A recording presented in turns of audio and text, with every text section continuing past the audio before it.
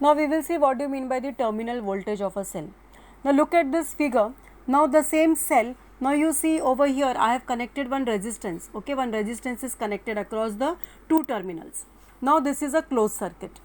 Now here the positive charge is going to move outside the cell, that is from the positive terminal to the negative terminal through the resistance R, and inside the cell from the zinc electrode to the copper electrode via the electrolyte dilute sulfuric acid. Okay, so there are, this is, and this complete will complete your circuit, this complete movement outside the cell and inside the cell.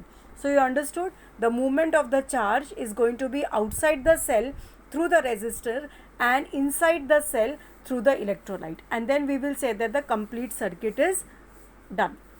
Okay, so when this cell is being used, when we have connected something across the two terminals and the current is being drawn, during that time whatever is the potential difference between the two terminals is known as its terminal voltage.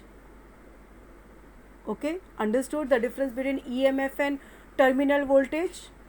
EMF is the potential difference between the two terminals when the cell is not in use, and terminal voltage is the potential difference between the two terminals when the cell is in use. Okay, now we have connected a resistance across it. So this is the meaning of terminal voltage. So terminal voltage will go on decreasing as and as the current is being drawn. Now suppose, as I said you, two types of work is done. One work is done outside the cell and one work is done inside the cell. Now the work done in carrying the test charge Q0 around the circuit connected across the terminals of the cell, that is only the outside part, we will denote it as W dash.